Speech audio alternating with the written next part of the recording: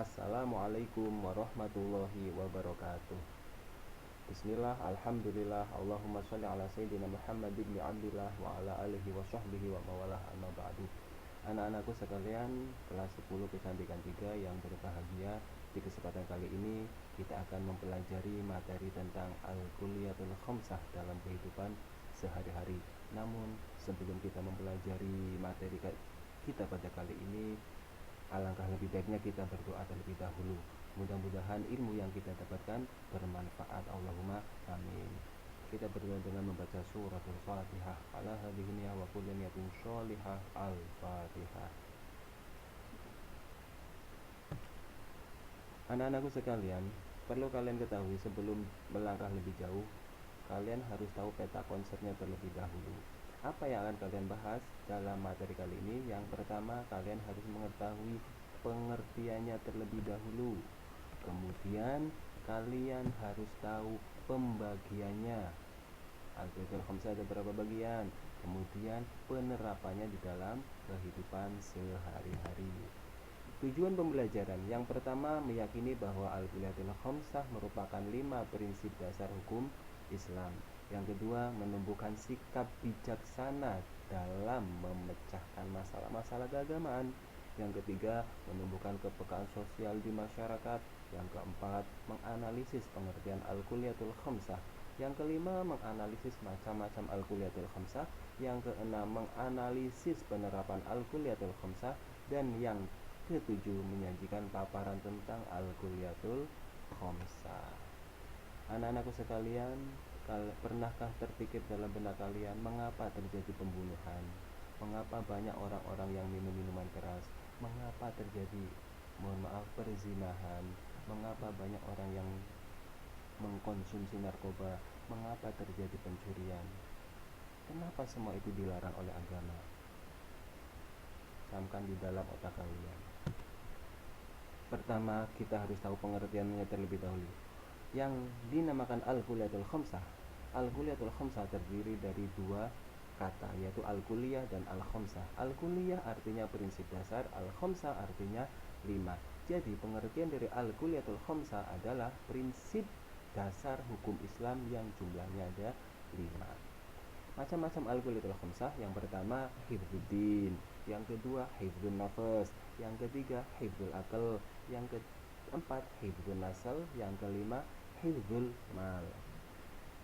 Sekarang kita bahas yang pertama, hifdzuddin. Secara bahasa, hifdzuddin berasal dari 2 kata. Yang pertama, hifdzun yang artinya menjaga. Yang kedua, ad-din yang artinya agama. Jadi secara mudahnya, yang dinamakan hifdzuddin adalah menjaga agama. Secara istilah, hifdzuddin merujuk pada upaya menjaga dan memelihara agama Islam, baik dari segi akidah, keimanan, ibadah, maupun ajaran-ajaran yang berkaitan dengan kehidupan seseorang muslim. Ini mencakup perlindungan terhadap ajaran Islam agar tidak mengalami perubahan, penyimpangan, dan kerusakan. Yang kedua, hifdzun nafas. Secara bahasa, hifdzun artinya menjaga, an-nafas artinya jiwa. Jadi secara bahasa, hifdzun nafas artinya menjaga jiwa atau menjaga kehidupan. Secara istilah, hifdzun nafas merujuk pada usaha untuk menjaga dan melindungi diri atau jiwa seseorang dari segala bahaya yang bisa merusak kehidupan atau mengancam keselamatan jiwa, baik dalam aspek fisik, mental, maupun spiritual. Dalam ajaran Islam, menjaga jiwa adalah salah satu tujuan utama syariat Islam, karena kehidupan manusia adalah amanah dari Allah yang harus dijaga dengan sebaik-baiknya. Hifdzul akal. Secara bahasa, hifdzun artinya menjaga, al-akal artinya akal. Jadi secara bahasa, hifdzul akal berarti menjaga akal. Secara istilah, dalam istilah, hifdzul akal merujuk pada usaha untuk menjaga dan memelihara akal agar tetap dalam kondisi baik, tidak terpengaruh oleh hal-hal yang bisa merusak seperti kebodohan, penyakit, mental, atau hal-hal yang mengganggu kemampuan berpikir yang sehat. Hal ini termasuk menjaga agar seseorang terhindar dari segala sesuatu yang dapat menghalangi kemampuan akal, seperti alkohol, narkoba, dan atau hal-hal yang merusak kesehatan mental.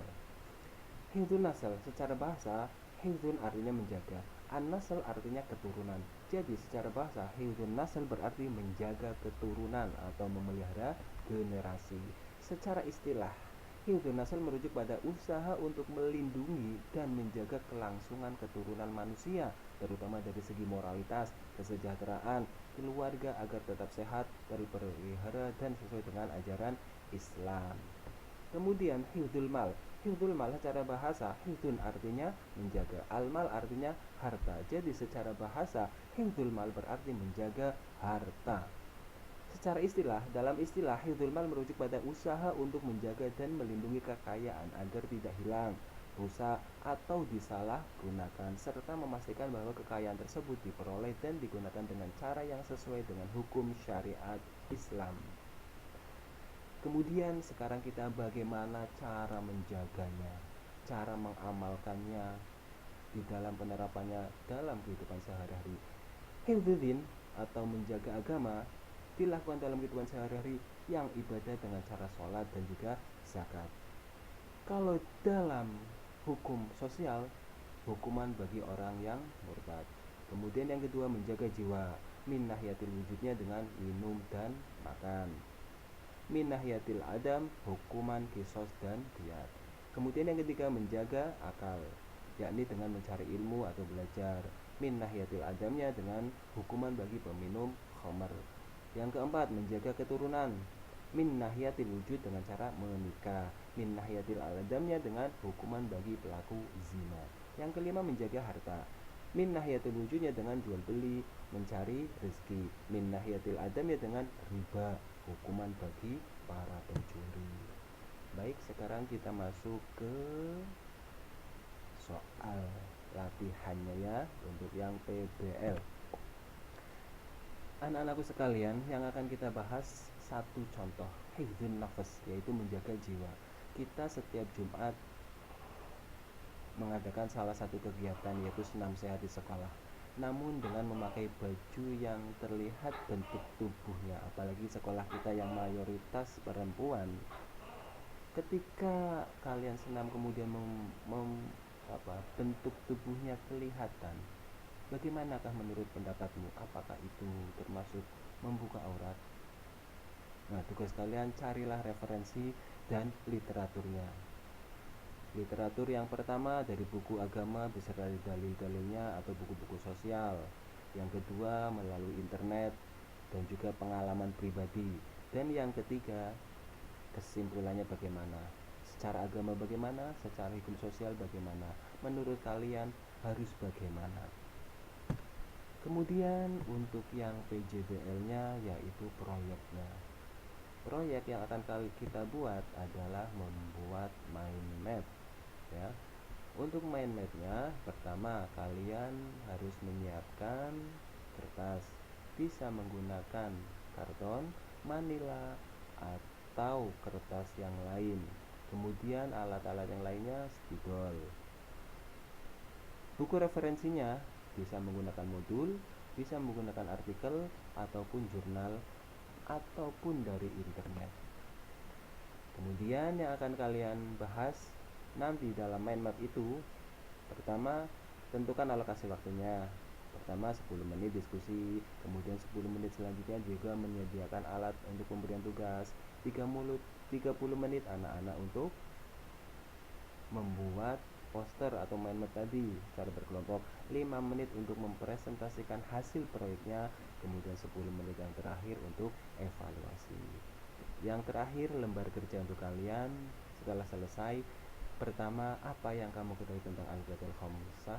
Yang kedua, ada berapa macam-macam pembagian Al-Qiyatul Khamsah? Yang ketiga, berikan contoh perilaku terpuji yang sesuai dengan Al-Qiyatul Khamsah. Alhamdulillah, materi kita telah selesai. Mudah-mudahan dari sedikit ini bisa bermanfaat bagi kita semua. Allahumma amin. Kita akhiri dengan baca doa kafaratul majlis. Subhanaka Allahumma wa bihamdika asyhadu an la ilaha illa anta astaghfiruka wa atubu ilaik. Assalamualaikum warahmatullahi wabarakatuh.